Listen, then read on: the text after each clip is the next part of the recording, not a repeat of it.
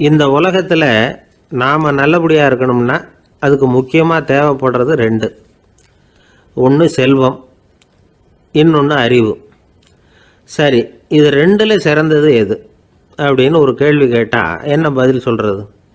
இதே கேள்வியை ஹஸ்ரத் அலி அவர்கள்கிட்ட கேட்டாங்களாம். அவர் ஒரு பெரிய அறிஞர். கேள்வி கேட்டவங்களும் சாதாரண ஆட்கள் இல்லை, இவங்களும் அறிஞர்கள். ஒரு நாள் ஹஸ்ரத் அலி அவர்கள்கிட்ட 10 அறிஞர்கள் வந்தாங்களாம். ஐயா, நாங்கள் 10 பேரும் உங்ககிட்ட ஒரே கேள்வியை தான் கேட்க வந்திருக்கிறோம், ஆனால் எங்கள் 10 பேருக்கும் நீங்கள் தனித்தனியாக பதில் சொல்ல முடியுமா அப்படின்னு கேட்டிருக்காங்க. அதாவது அவங்க ஒரே கேள்விக்கு இவர்கிட்ட இருந்து 10 விதமான பதில் எதிர்பார்க்குறாங்க. சரி கேளுங்க, என்ன கேள்வி அப்படின்னார் அவர். அப்போ தான் அவங்க கேட்டாங்களாம், செல்வம் அறிவு இது ரெண்டில் சிறந்தது எது? இதுதான் கேள்வி. ஹஸ்ரத் அலி என்ன பண்ணார் தெரியுமா? அவங்கள ஒவ்வொருத்தராக கூப்பிட்டார். ஒவ்வொரு விதமான பதிலை சொல்லி அனுப்புனார். முதல்ல ஒருத்தரை கூப்பிட்டார், சொன்னார், அறிவுங்கிறது தீர்க்கதரிசிகள், ஞானிகள், மகான்கள் இவங்களோட பரம்பரை சொத்து. ஆனால் செல்வங்கிறது கொடுங்கோலரின் ஆயுதம், அதனால் அறிவு தான் சிறந்தது அப்படின்னார். ரெண்டாவது ஆளை கூப்பிட்டார். உங்ககிட்ட செல்வம் இருந்தால் நீங்கள் தான் அதை காப்பாற்றணும், ஆனால் அறிவு உங்களை எப்பவும் காப்பாற்றும், ஆகவே அறிவு தான் சிறந்தது அப்படின்னார். மூணாவது ஆளை கூப்பிட்டார். செல்வந்தனுக்கு எப்போதும் விரோதிகள் அதிகம், ஆனால் அறிஞனுக்கு நண்பர்கள் அதிகம், அதனால் அறிவு தான் சிறந்ததுன்னார். அடுத்தவரை கூப்பிட்டார். செல்வம் அடுத்தவங்களுக்கு கொடுக்க கொடுக்க குறையும், ஆனால் கல்விங்கிறது அதிகரிச்சுக்கிட்டே வரும், கொடுக்கறதுனால குறையாது, அதனால் அறிவு தான் சிறந்ததுன்னார்.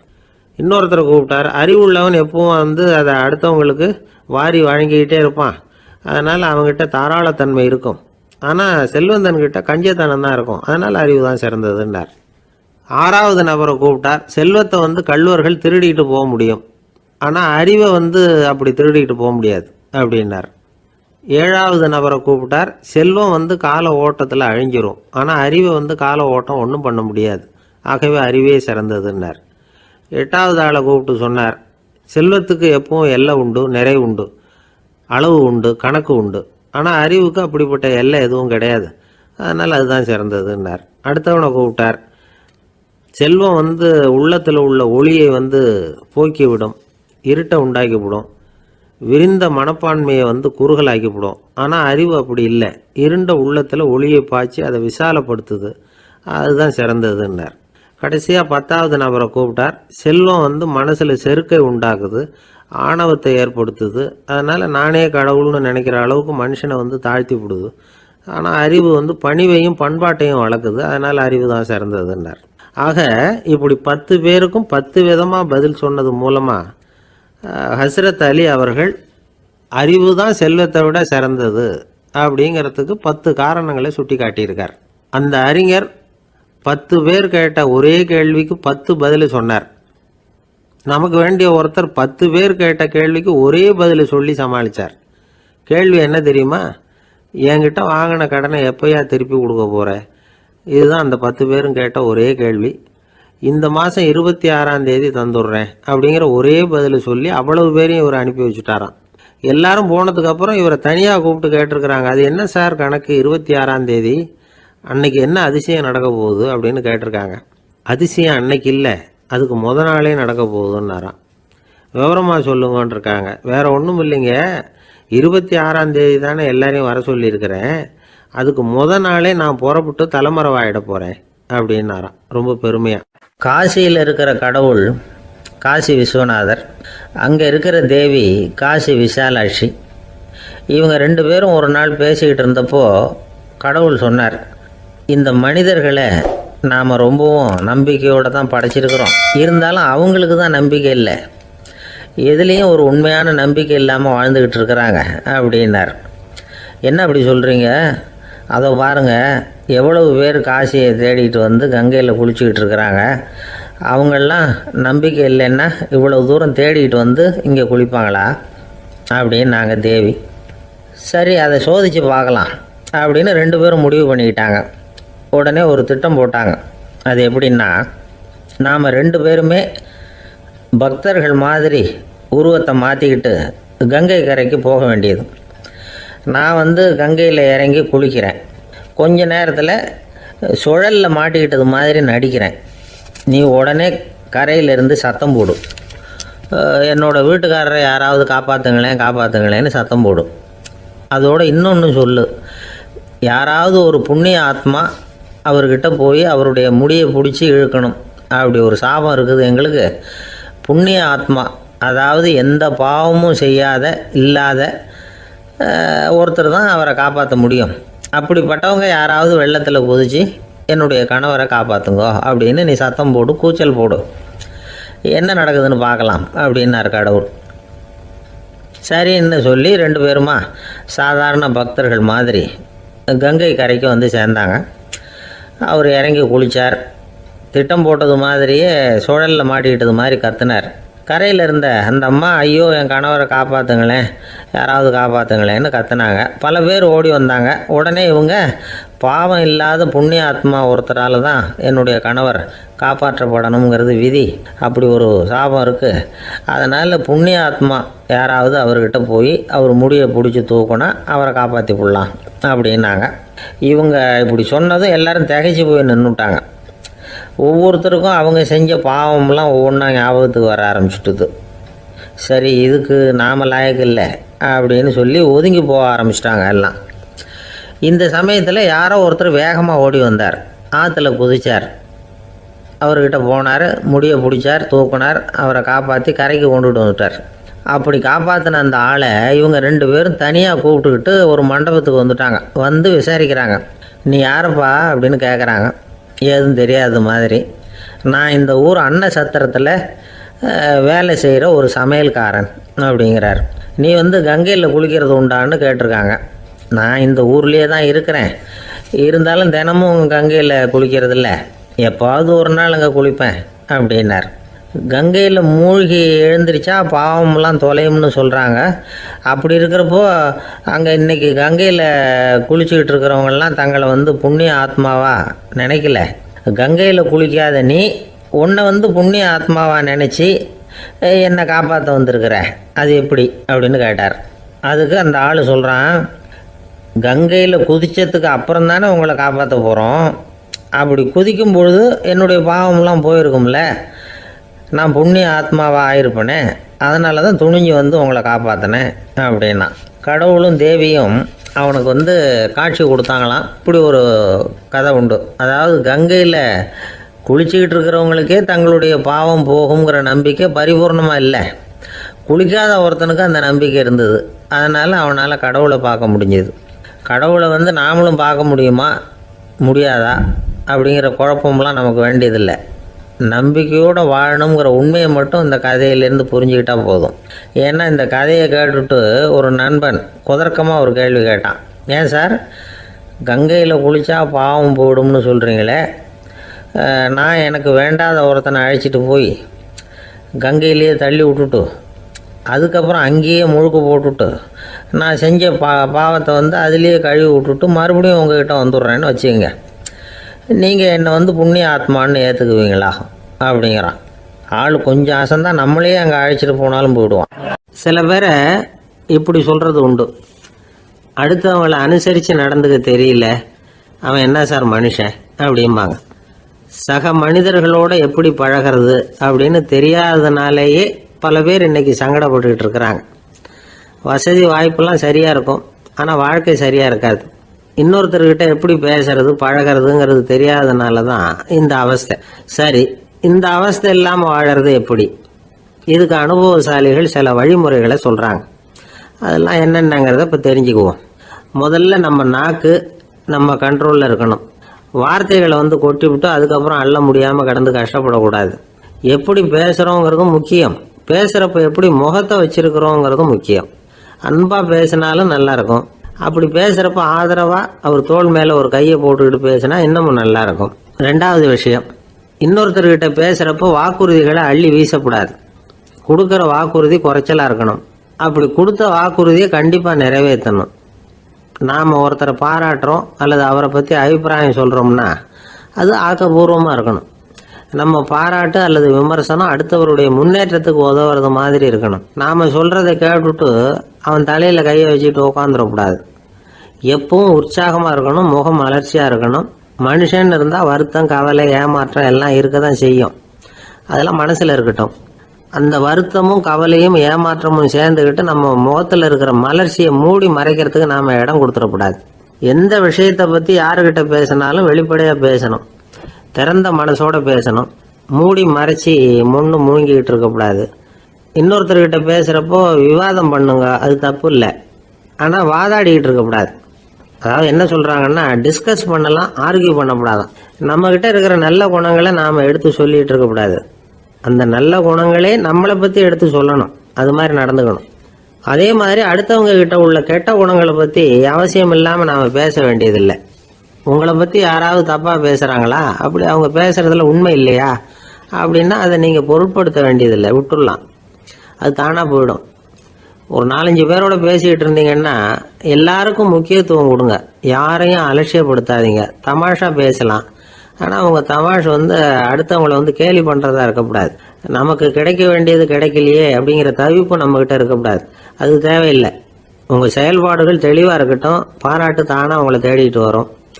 இன்னொரு மனுஷனுடைய மனசில் கௌரவமான ஒரு இடத்த பிடிக்கணும்னா நாம் இந்த குணத்தையெல்லாம் நம்மக்கிட்ட வளர்த்துக்கணும். இதெல்லாம் அனுபவசாலிகள் சொல்லியிருக்கிற குறிப்புகள்.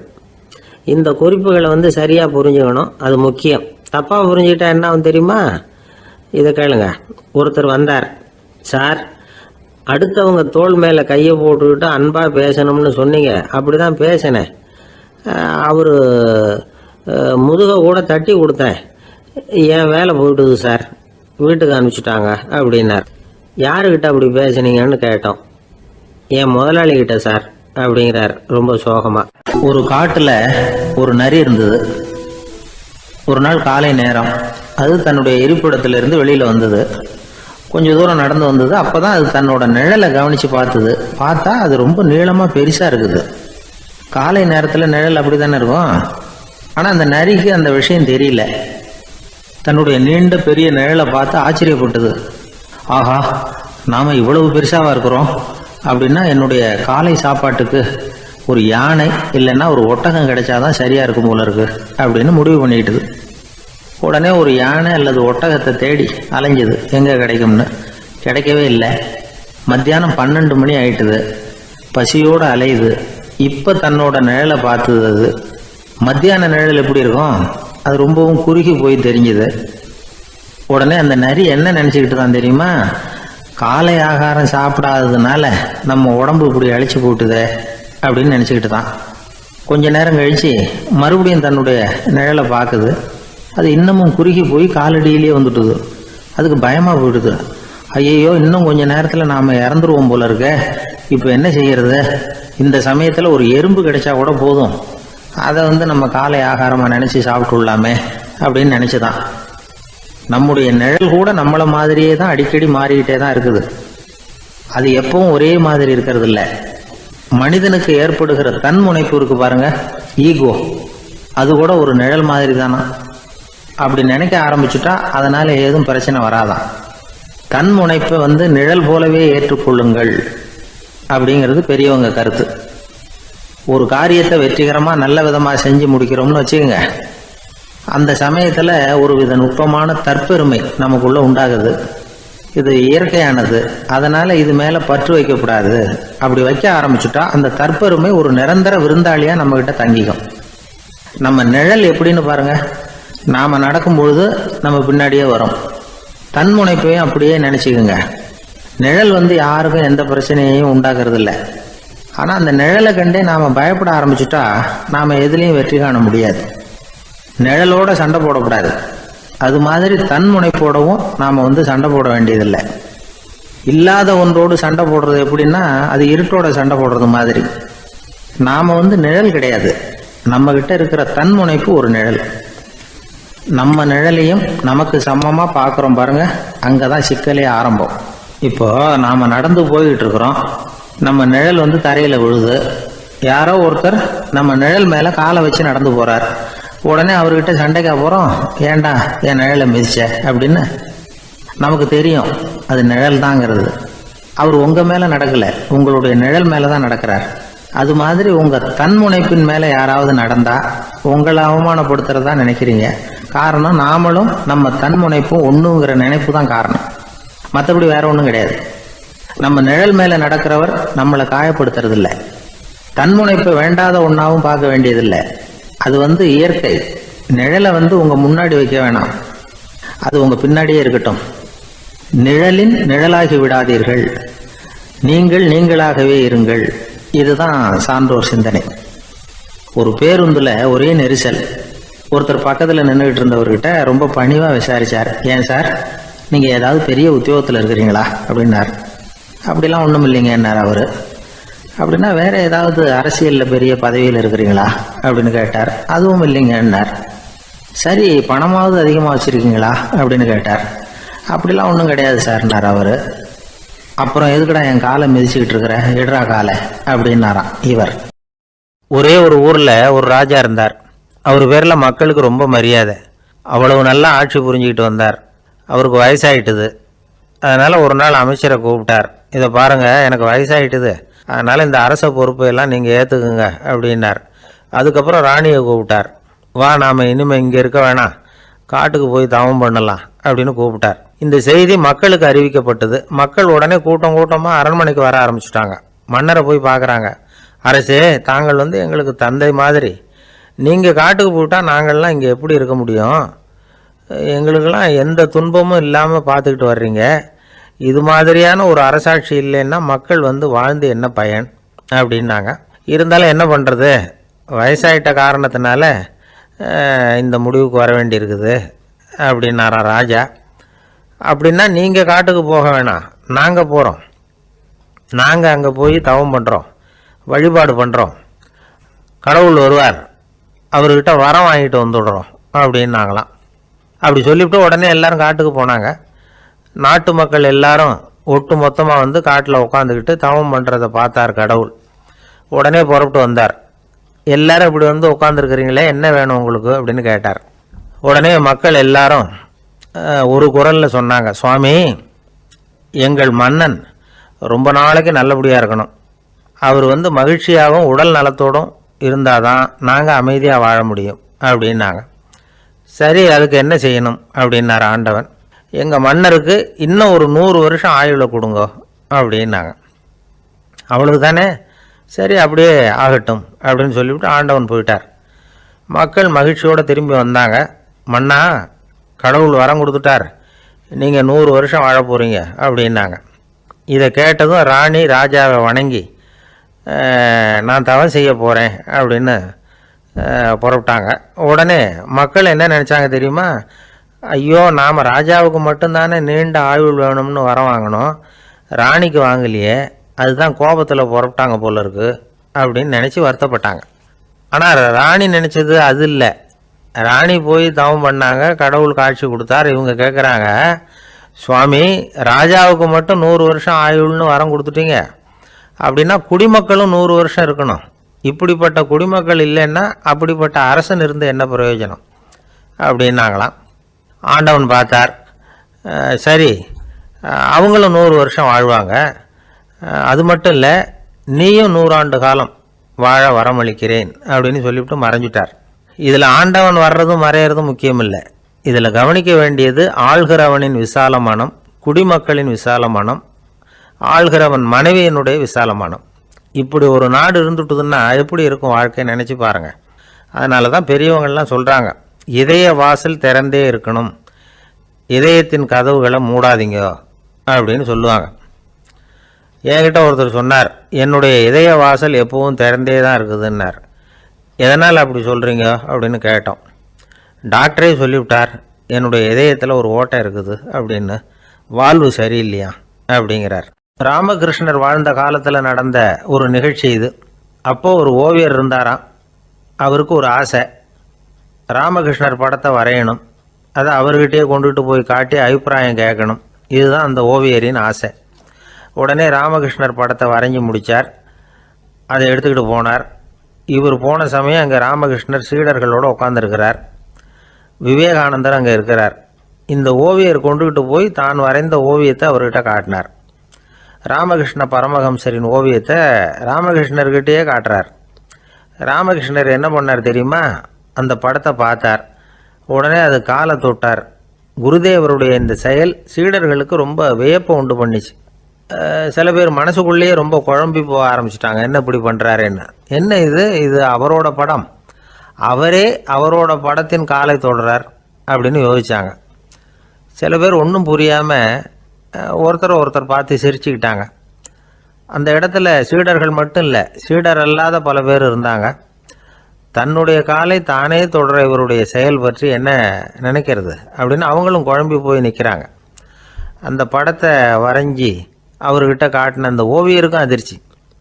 இருந்தாலும் அவர் சீடர் கிடையாது, அதனால் கொஞ்சம் துணிச்சலை வர வச்சுக்கிட்டு கேட்டார், என்னங்க இது, என்னால் என்னுடைய கண்களையே நம்ப முடியல, இது உங்கள் சொந்த உருவப்படம், நீங்கள் உங்கள் சொந்த கால்களையே தொடுறீங்க, இது எங்களுக்கு கொஞ்சம் சங்கடமாக இருக்குதே அப்படின்னார். ராமகிருஷ்ணரின் கண்களில் ஆனந்த கண்ணீர் வழிஞ்சுதான். அவர் சொன்னாராம், இது என்னோட படம்ங்கிறது எனக்கு தெரியும், ஆனால் இது என்னோட படம்ங்கிறதுனால நான் இதோட காலை தொடலை.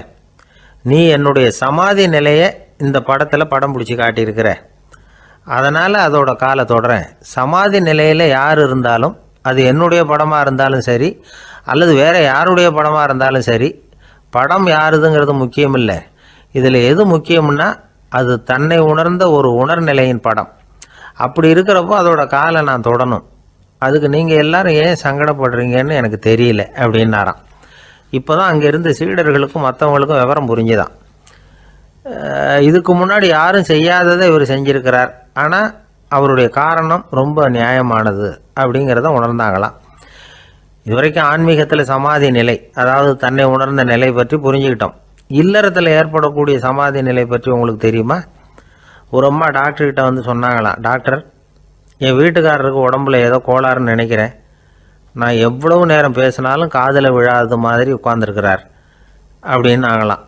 அதுக்கு அந்த டாக்டர் சொன்னாராம், அம்மா, அது உடம்பு கோளாறு இல்லை, அது ஒரு பெரிய திறமை அப்படின்னாராம். ஐயா, என்னுடைய நூல் வெளியீட்டு விழாவுக்கு அவசியம் நீங்கள் வரணும் அப்படின்னு கூப்பிட்டார் ஒருத்தர். எப்போ வரணும்னு கேட்டேன். அடுத்த வாரம்னார். சரி, புத்தகம் தயாராகிட்டுதா அப்படின்னேன். நாளைக்கு தான் அச்சிக்க கொடுக்க போகிறேன்னார். என்னங்க இது, புத்தகம் அச்சிடுறதுக்கு முன்னாடியே அழைப்புதழை வந்து அச்சடிச்சு விட்டீங்களே அப்படின்னு கேட்டேன். அதனால் என்னங்க, அந்த காலம் மாதிரி அப்போல்லாம் அச்சுக்கலை வந்து எவ்வளவோ முன்னேறியாச்சுங்க. Linotype, monotype, photo type, laser, இப்படி என்னென்னமோ வந்தாச்சு. இன்றைக்கி கொடுத்தா நாளைக்கே புத்தகம் தயார் அப்படின்னார். இப்படி இந்த அளவுக்கு முன்னேறி இருக்கிற இந்த அச்சுக்கலை ஆரம்பத்தில் எப்படி இருந்தது தெரியுமா?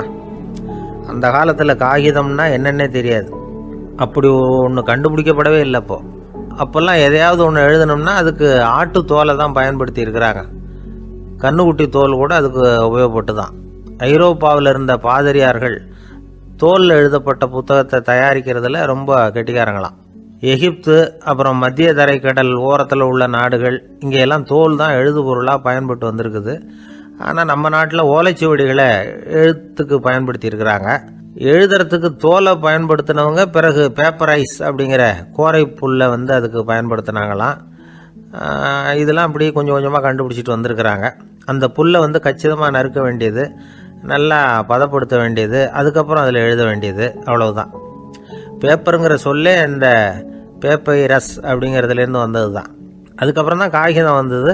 இதை முதல்ல சீன நாட்டில் தான் கண்டுபிடிச்சாங்க. அது வந்த பிறகு அச்சு எந்திரம் கண்டுபிடிக்க வேண்டிய அவசியம் ஏற்பட்டது. அதை கண்டுபிடிச்சவர் ஜெர்மானிய அறிவியல் அறிஞர் ஜான் கூட்டன்பர்க். அச்சுக்கலைக்கு அடித்தளம் அமைச்சவர் அவர் தான்.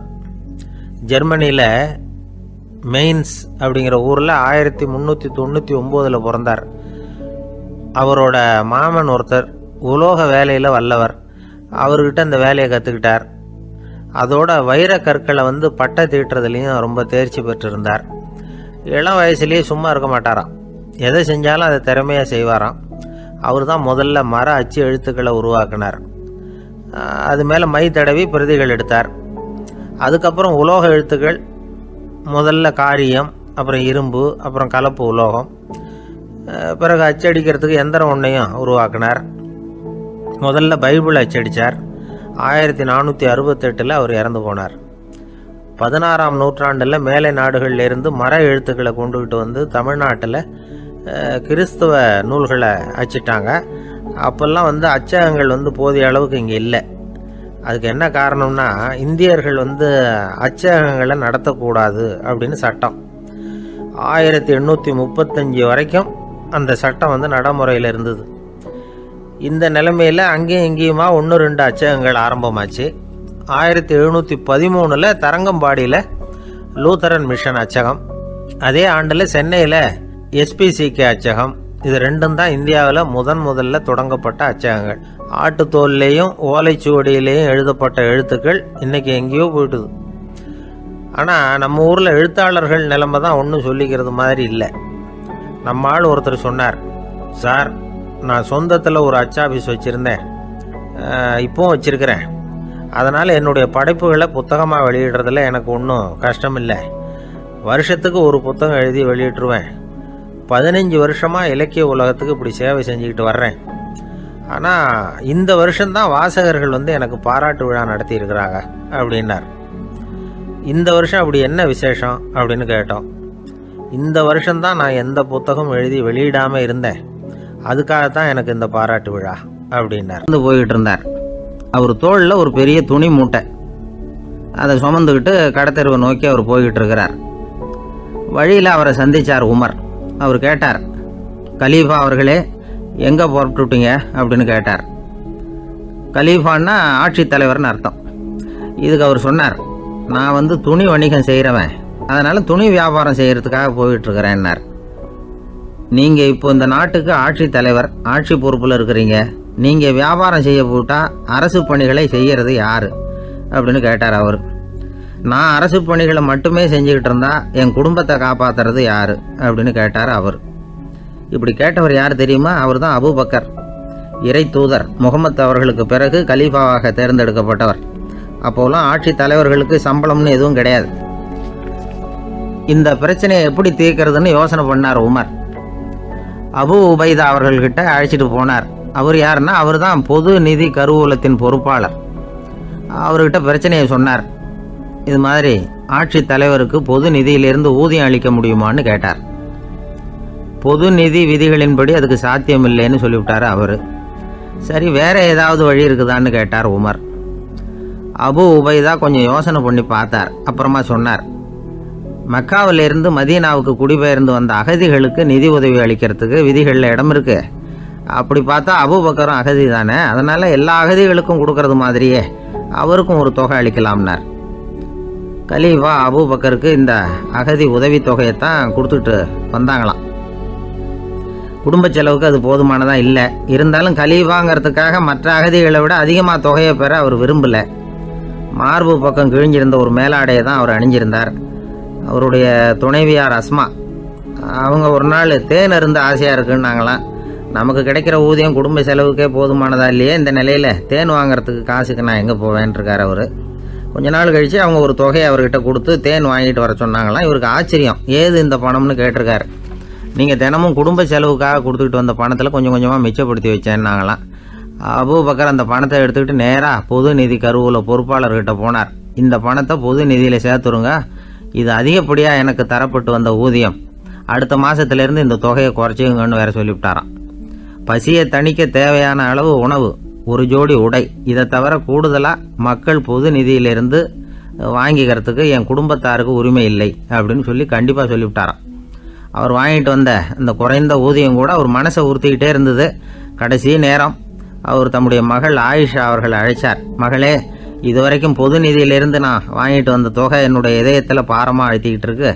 என் தோட்டத்தை விற்று அதில் வர்ற பணத்திலேருந்து நான் இதுவரைக்கும் வாங்கிட்டு வந்த ஊதிய தொகையை கணக்கு போட்டு பொது நிதியில் சேர்த்துடு அப்படின்னாராம். பதவி ஏற்கிறதுக்கு முன்னாடி தன்கிட்ட இருந்ததை விட இப்போ கூடுதலாக என்ன சொத்து இருக்குன்னு பார்த்துருக்கார். ஒரு ஒட்டகம், ஒரு கோப்பை, ஒரு பணியாள். இதையும் அடுத்தபடியாக கலீஃபாவா வர்றவர்கிட்ட ஒப்படைச்சிருங்க அப்படின்னு விட்டாராம். அதே மாதிரி அடுத்து வந்த உமர்கிட்ட ஒப்படைச்சாங்க. அப்போ உமர் சொன்னாராம், அபூபக்கரே, இந்த முன்மாதிரியால் உங்களுக்கு பிறகு இந்த ஆட்சி பொறுப்பை ஏற்கிறவர்களை பெரும் நெருக்கடிக்கு ஆளாகி விட்டீங்க அப்படின்னு சொல்லி ரொம்ப கண் கலங்கினாராம். கடைசியாக அபூபக்கர் தன்னுடைய குடும்பத்தாருக்கு விட்டு சென்ற சொத்து ஒரு படுக்கை விரிப்பு, ஒரு போர்வை, அவ்வளவுதான். இது சிந்திக்க வேண்டிய ஒரு செய்தி. ஒரு ஊரில் ஒரு மன்னர் இருந்தாராம். அமைச்சர் அவர்கிட்ட சொன்னாராம், மன்னா, நம்ம ராஜ்யத்தில் இனிமே லஞ்ச ஊழலே இருக்காதுன்னாராம். ஆஹா, அப்படின்னா ஊழல் பேர் வழிகளையெல்லாம் நாடு கடத்தியாச்சா அப்படின்னு கேட்டிருக்காரு மன்னர். இதுக்கு அவர் அப்படி இல்லைங்க, இனிமேல் கொடுக்கறதுக்கு ஜனங்கள்கிட்ட பணமே இல்லை அப்படின்னாராம்.